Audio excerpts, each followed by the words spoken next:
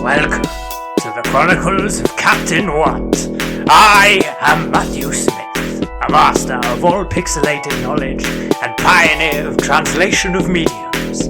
As per usual, I am joined by my devoted student, Andy Barley. Today's topic will be evolutions. What do I know about evolutions? Well, I think it's time I tell you where I got my impressive repertoire of knowledge from. First and foremost, we all know how Pokemon works, right? You pick your starter, you level it up, then it gets a bit bigger, a bit beefier, a bit stronger. Maybe get some arms, get some legs, gets a new head, whatever works. Then it gets bigger again. Sometimes. That's pretty inconsistent. Let's not use that for the basis. But when it comes to the reality of the topic, how does evolution work? Well, let me tell you, it's very, very, very slow. It takes gazillions of years. That's a professional number, by the way.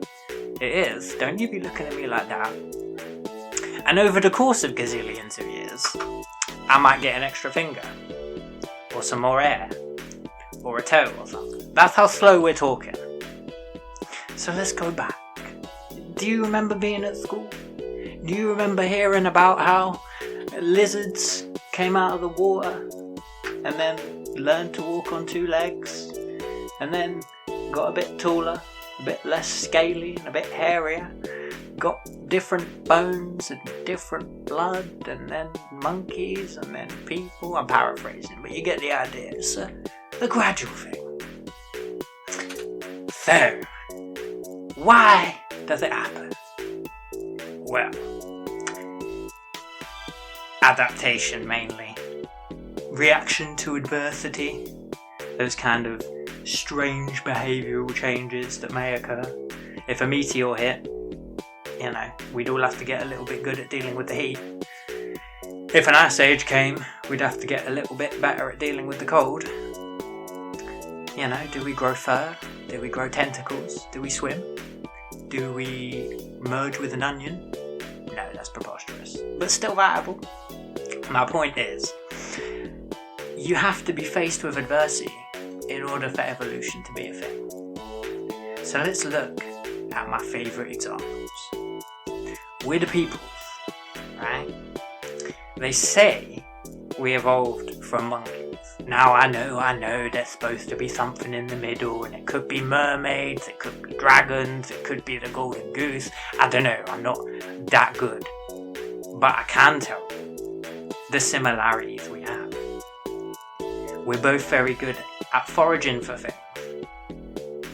Our stomachs are designed to deal with a lot of stuff. Pretty versatile. We can choose what we eat, which is pretty rare in nature. The food chain's quite open to us. Our predators are low. We're in a good spot as people.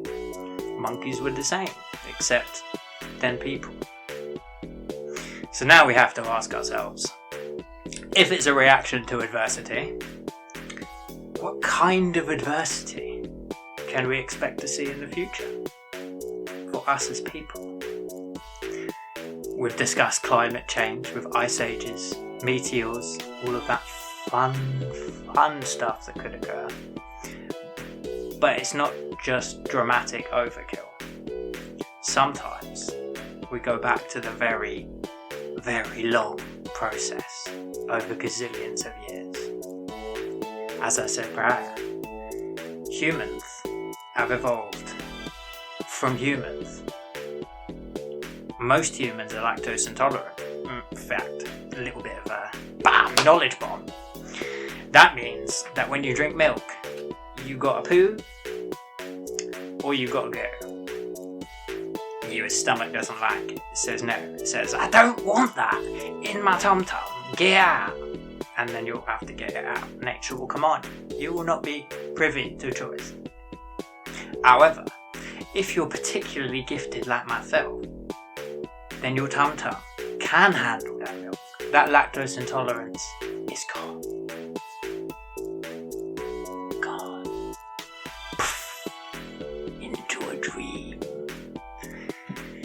With that, I can now drink cow's milk.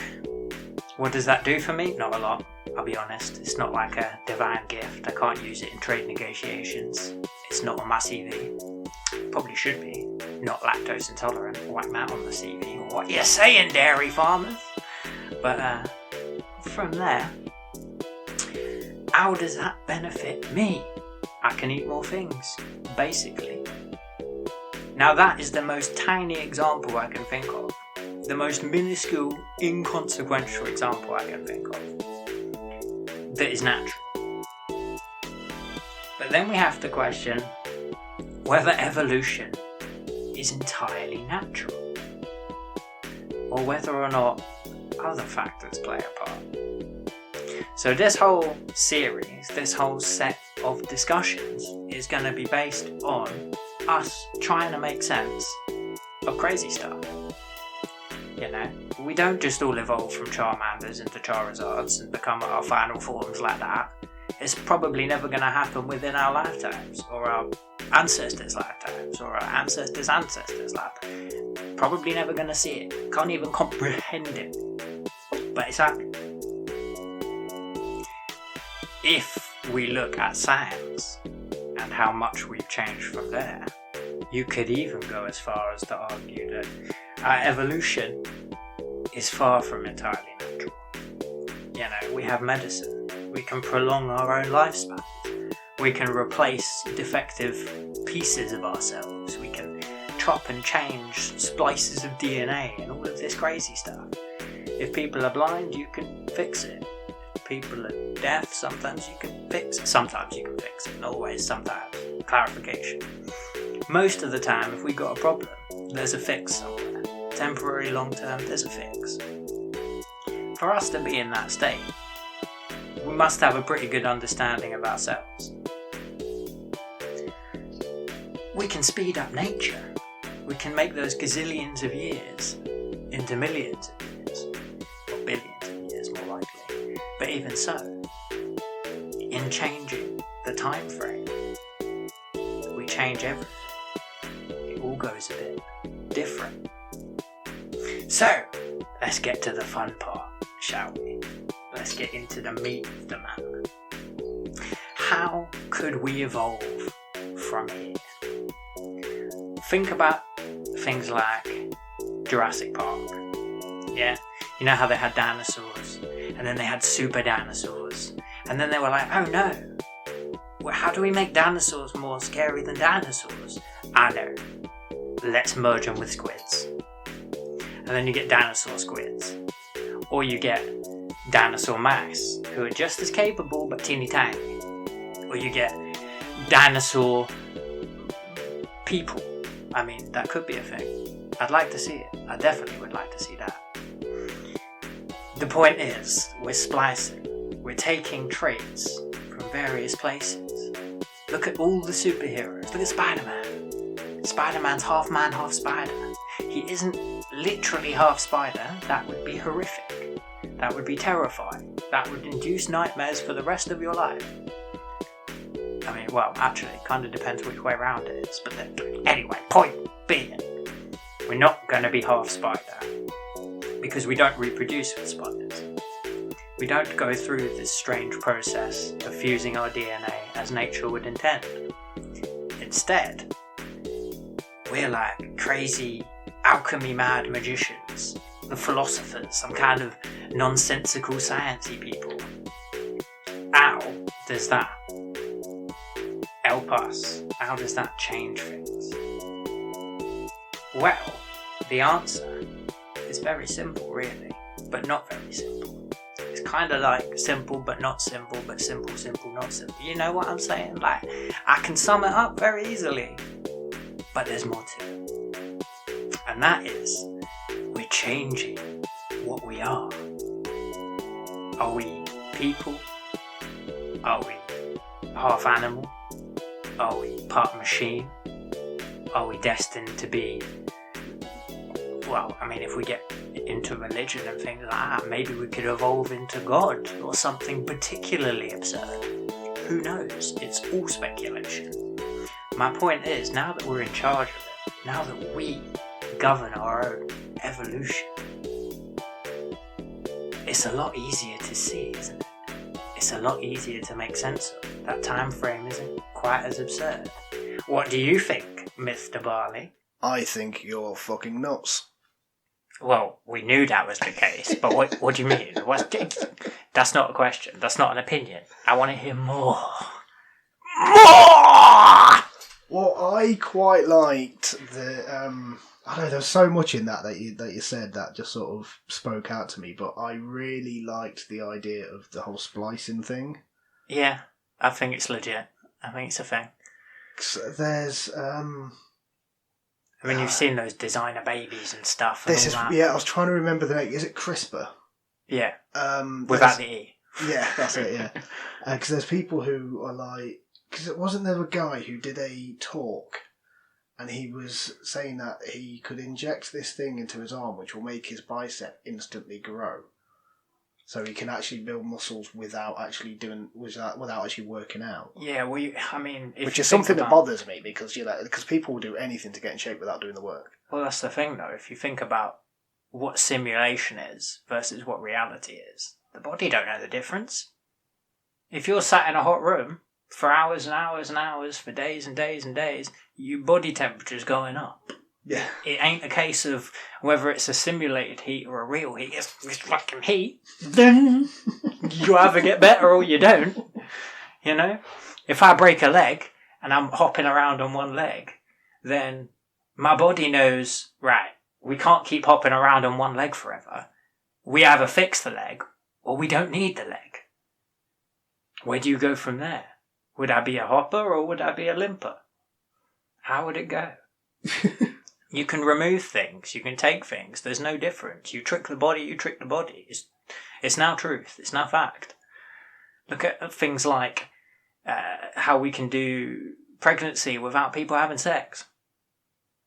That's already a bit, yeah, well, you're tricking the body into thinking that the natural process has occurred and it now has to do what it does as a result of said natural process. You're talking artificial insemination. Yeah, that kind of thing. Is it called that with humans? I think it's called something else with humans. I think that's just a farmyard. I really wasn't sure what to call it, so I just kind of winged it. Is it IVF? Is that what it is? Intravenous fertilization? Yeah, I think No, so. that sounds... Intravenous is veins, isn't it? That'd be weird. That'd be really weird. I'm not even going to speculate. I don't know. I'm uneducated on the matter. But it's a thing. And because it's a thing, whether the simulation is real or whether the body knows such natural act occurred, it's acting the same way. It doesn't know the difference. You can't tell your body not to be your body. If your stomach is hungry and you haven't had food, sure, you can eat food, you can do it the natural way, or you could just inject yourself with a bunch of sugar, like on a IV drip or something. It does the same thing for the body. Just different. Because to go back to the whole artificial insemination thing, is that actually tricking the body? Because all it is, because it would be at some point. Because the fertilisation isn't happening inside the body, is it? It's happening outside the body and then it's put inside. Tricking the body sounds sinister. It makes it sound like it's guy in a black hat with a curled moustache. Look what I'm doing, DSA! It's not like that tricking. But simulation is a better word. Right, okay. It's simulated it. So you can get to the end result without necessarily doing what it takes to get to the end result, is what I'm trying to say. I see. Like you were saying about buffing up your bicep. If you were to directly inject mass into your muscle, guess what? It's getting bigger. Yeah. Whether that mass lasts is a whole different story. Whether there's an adverse effect or anything else, that's what they've got better at dealing with. But you can still trick your body into thinking you've got bigger muscles. Yeah, this particular talk that this guy was doing, when he said that I can inject this and it will grow instantly. He did this whole 1 hour lecture on CRISPR and how it's amazing how it works and all this, and then at the end he injected it and nothing happened. That's kind of brilliant. I watched the entire lecture. I can't remember the dude's name. He's got a YouTube channel where he does talk about all this. So it is quite interesting. No, but he definitely talks is about it from because he's not a scientist or anything. But yeah, he did this massive talk and like all this amping everything. Are you ready? And then nothing happened. So funny. But then you could sit around and go, well, I mean, if you look at how humans are tricked and how we believe simulations are normally stick out like a sore thumb, don't they?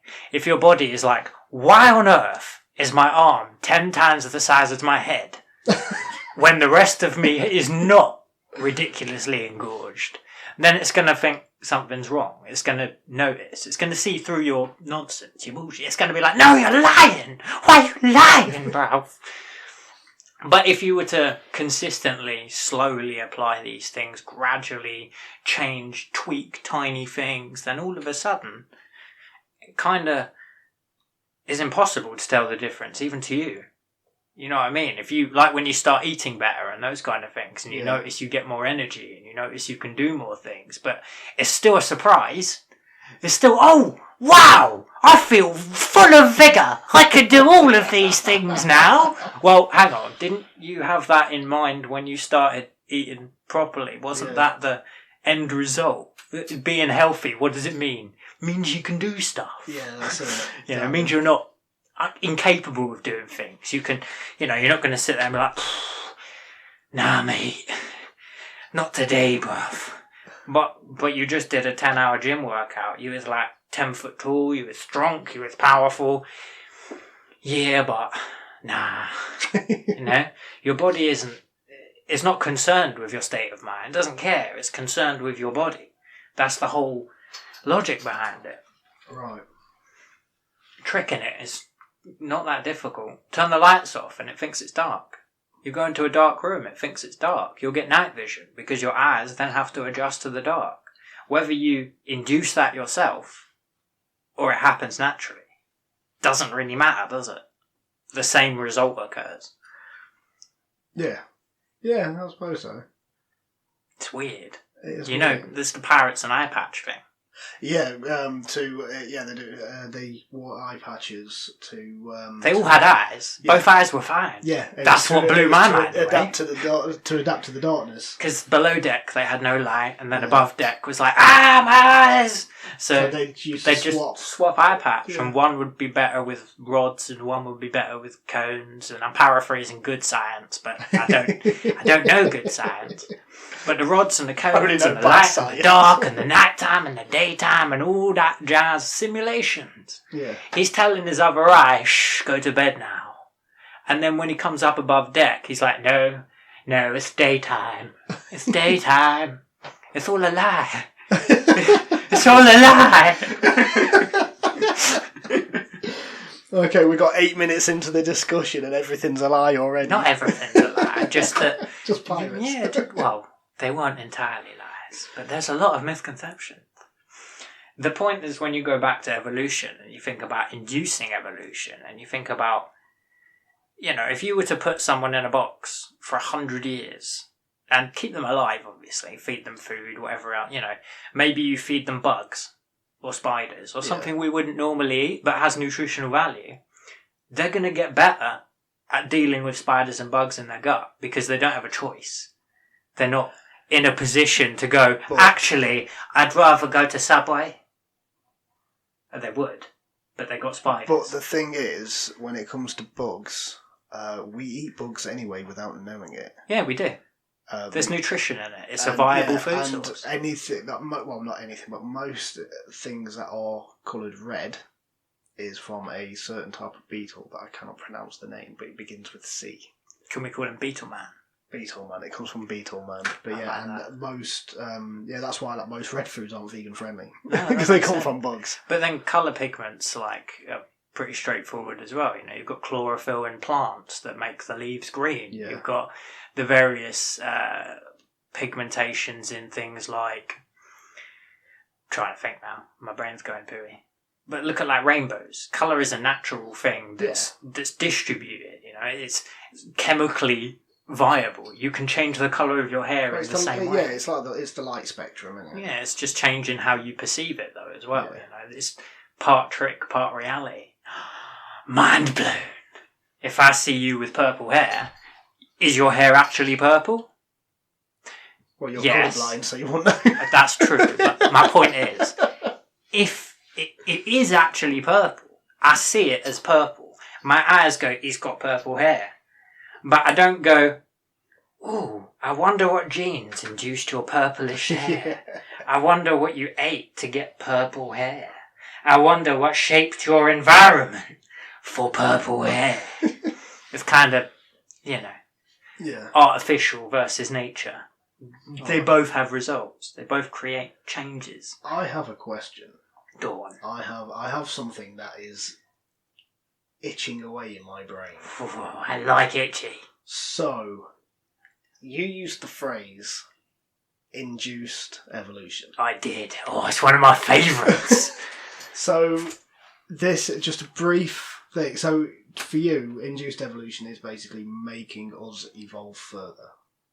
Instead of it it's happening more naturally, so speeding up what nature could do by changing the parameters of things. Okay, so could induced evolution become enforced evolution, and could it be a futuristic form of eugenics?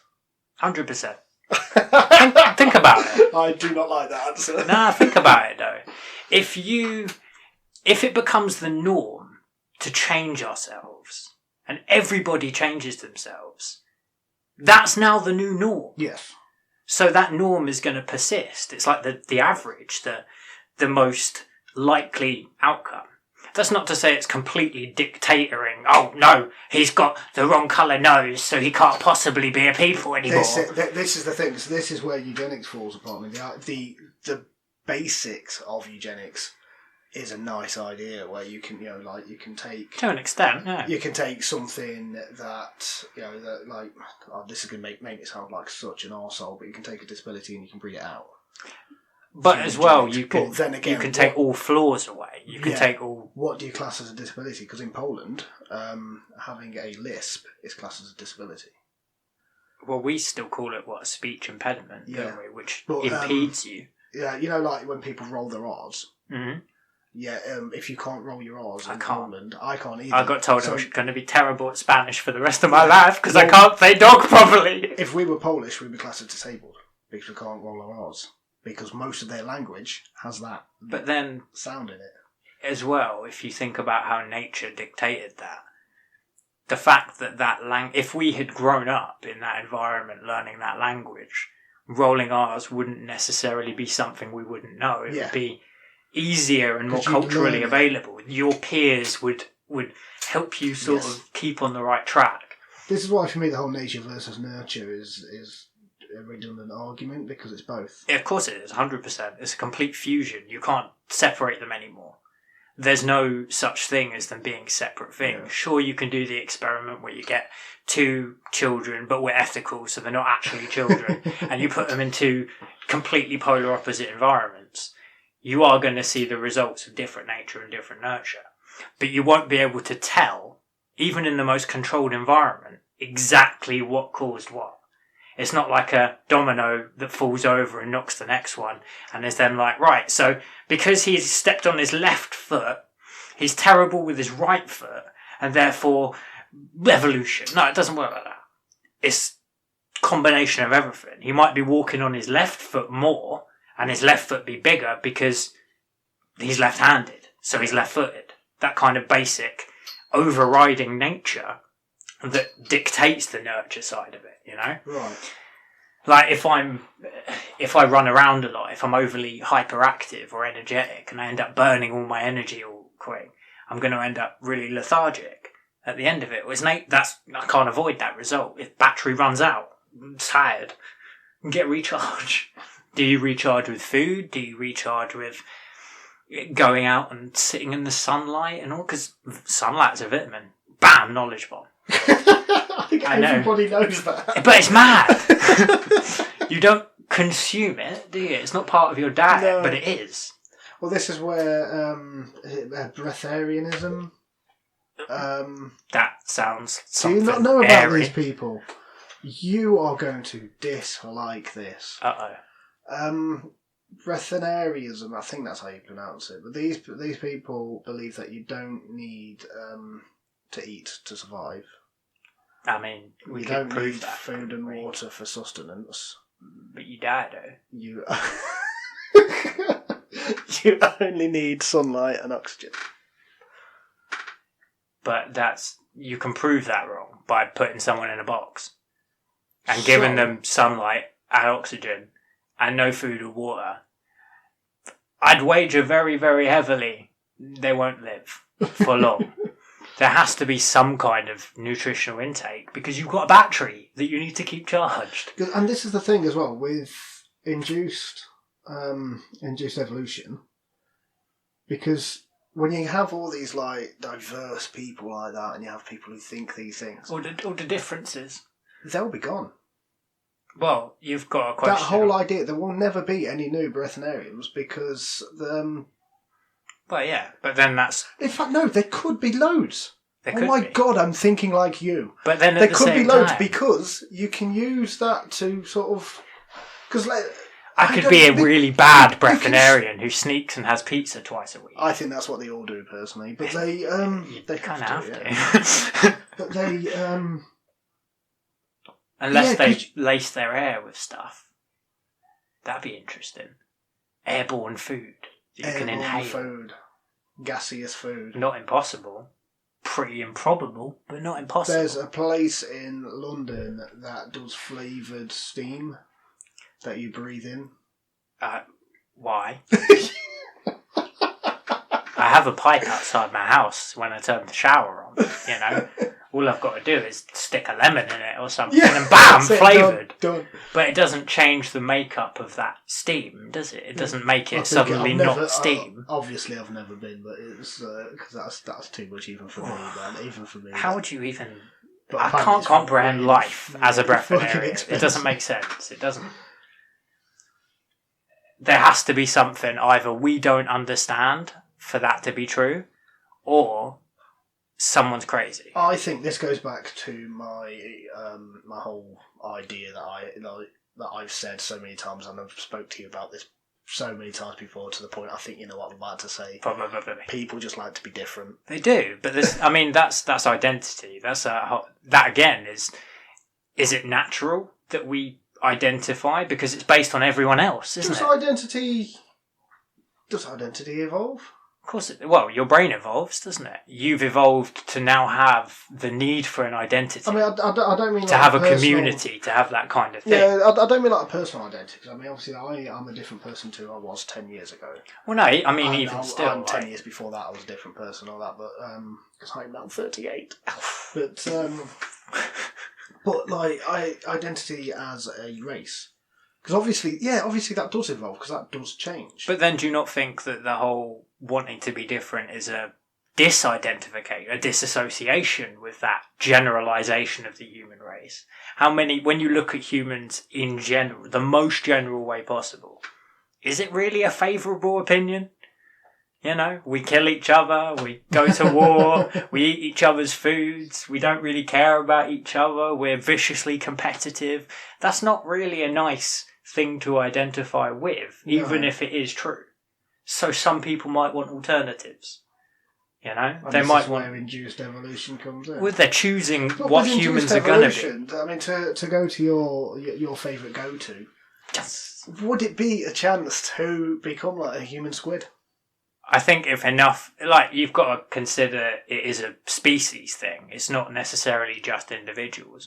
If you and I were to go and get our legs chopped off and become half squid, and somehow that was doable, and we lived our lives as half squid, it's still not necessarily naturally pass-onable. So then you have to question whether when you have children or when you reproduce, are they going to be half squid?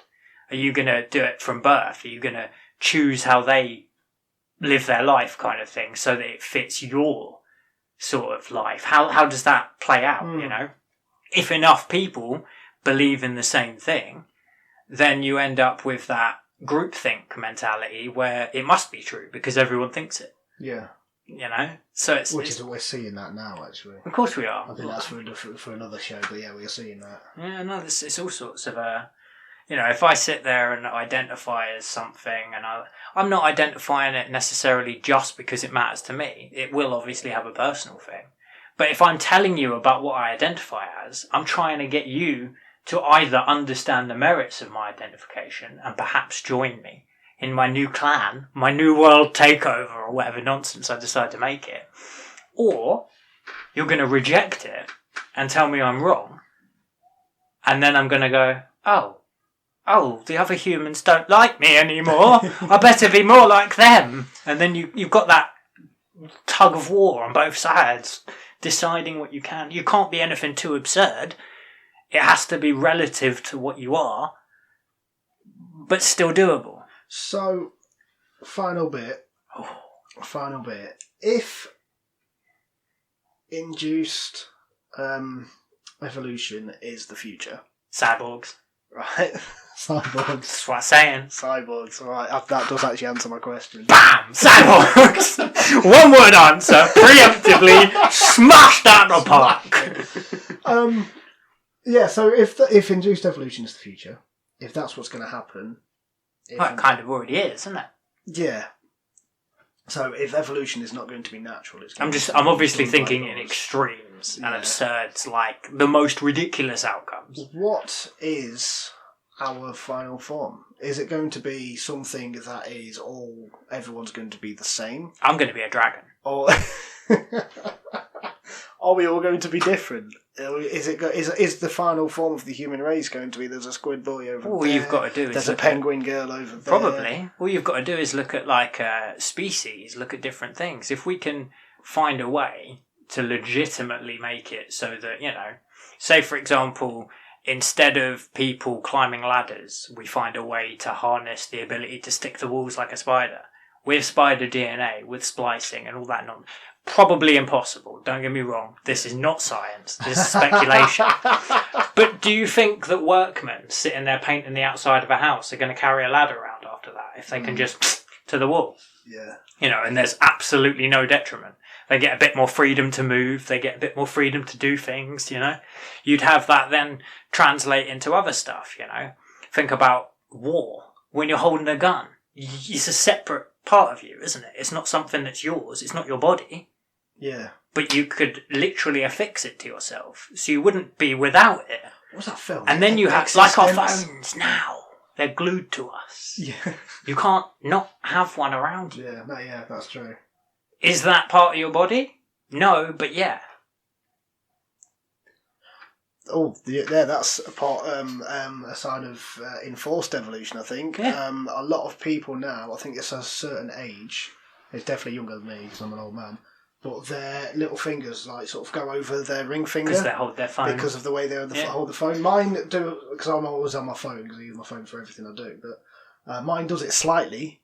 But younger people, in the 20s, they're still developing around their environment. Yeah, it's massive. If your phone, being on your phone is part of your environment and you're growing up and you're growing into that sort of form, where phone arm man, then all of a sudden, not only is your phone part of your body, but it's actually had a secondary effect back on it. So like a reverb or a bounce back, in that it's changed the shape of your hand to accommodate it further.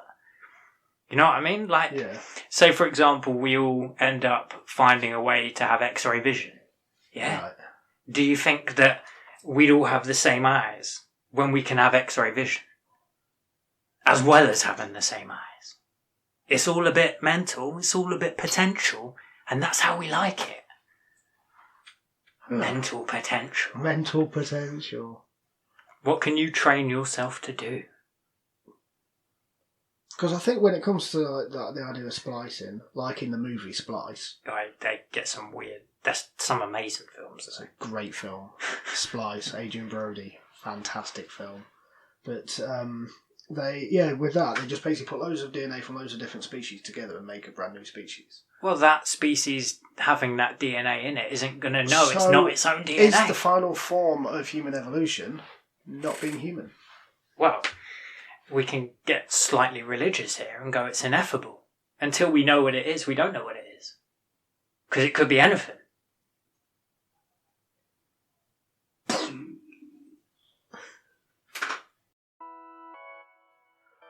Okay. So, to summarise. This is... go on. Make me proud.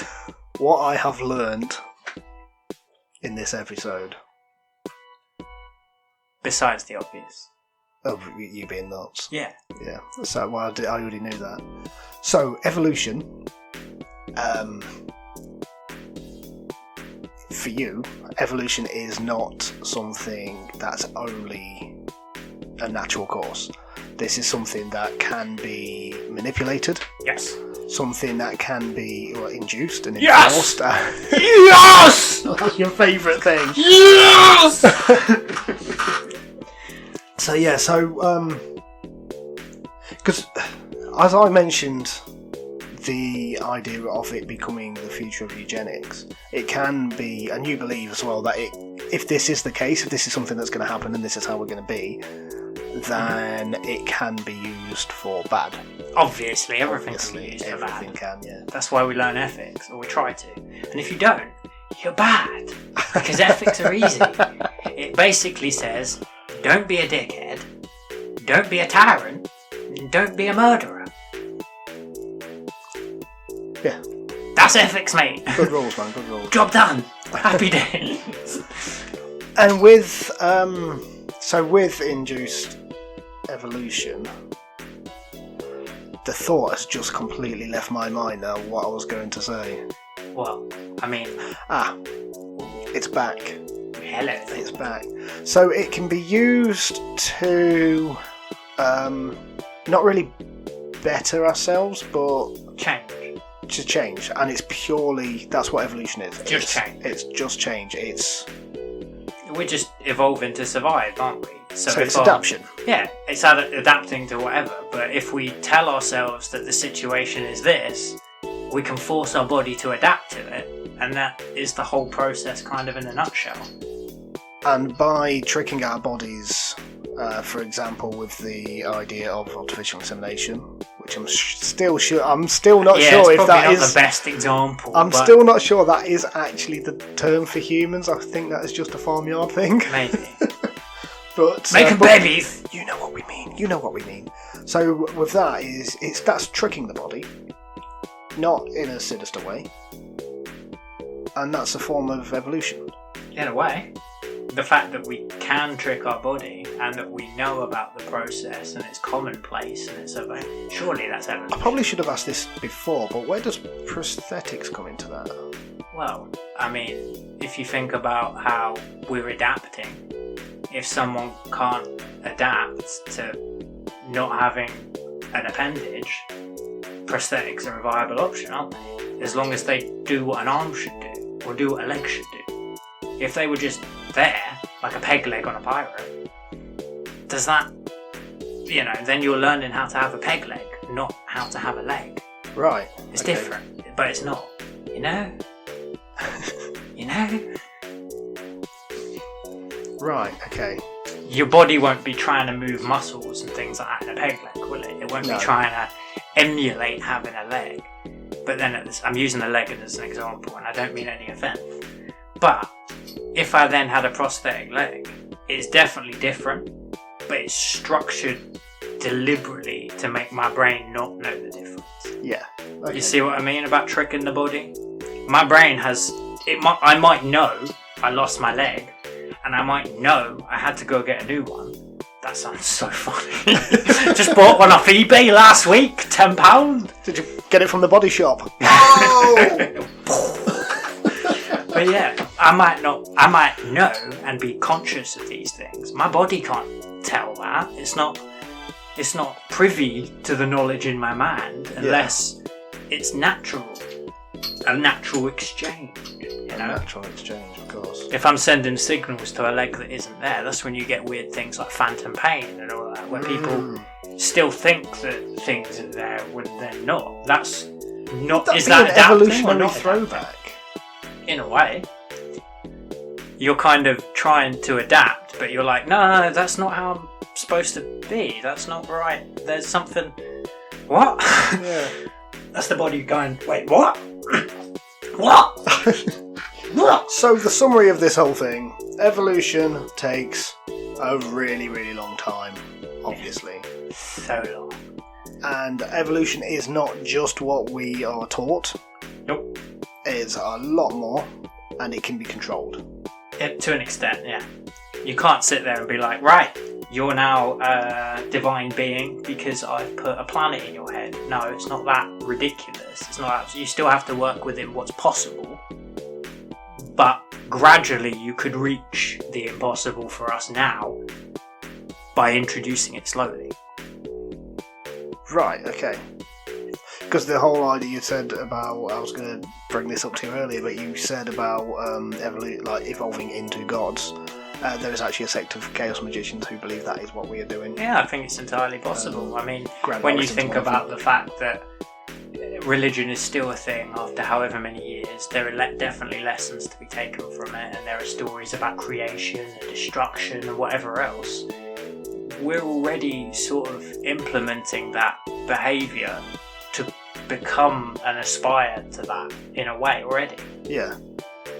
It's just imagine religion in tens of thousands of years when we have complete control of science, when we have a complete vast understanding of everything. Religion will still be a thing. And you think this is what's coming? Potentially. It's likely. It could be. I mean, space religion sounds fun, to be honest. Space religion sounds fun. You start believing in planets and stars, you know. You start worshipping constellations. I mean, we already did that. That's what I'm saying.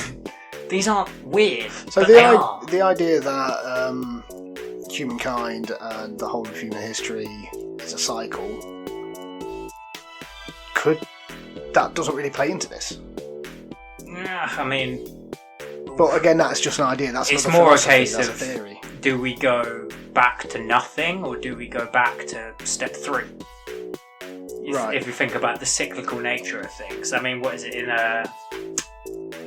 I'm really bad with my religions, but there is a religion that I think it might be Buddhism. Samsara, with the circle continuing and eventually getting to a point where we would destroy ourselves, only to then emerge as we were, to then eventually destroy ourselves, and so on and so forth, until we break that wheel, break that cycle.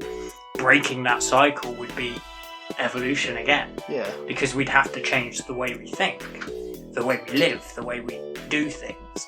It's all based on a little domino effect over gazillions of years, gazillions of inputs. That's your favourite number, isn't it? Oh, yeah. I think I'm going to say it's got 100 zeros. Amazing. Writing that out. That might even be a Google. Just ignore my numbers. It's big numbers. So I asked the question, because we're coming to the end of the episode now. I asked the question of what is coming next in human evolution. What can you imagine? Because before talking to you today about this, my idea of what humans are going to become in the future is uniform. I think everybody's going to be the same. Yeah. We've already seen that, though, haven't we? This is really controversial, and I don't mean this in like a sort of fascist way or anything like that. But I think that I think the future is veganism. I think the future is non-binary. I think the future is everybody is the same. Nobody is different. I think it's you're saying the mental evolution to then not care about those things. Exactly. You know, you'd have to by us now acknowledging things like that and contemplating it as a potential future, that we are in a point of change, aren't we? We can choose. We can choose. And when I asked you what you think the final form for human beings is, you said cyborgs. Yeah, because rather than us wait for evolution to do its thing, we'll just take it into our own hands, won't we? We'll just do it. And I think that is basically, we've just spent nearly 10 minutes summarising the episode when we could just say cyborgs. The summary is because cyborgs. Because it takes so long, we're an impatient species, we will make evolution happen ourselves. Yeah. 100%. This, once you start to understand how these concepts could come to be, how is it not something you'd want to play with? And what's the next episode? Oh, well, this is where cyborgs come in. We're going into innovations, baby.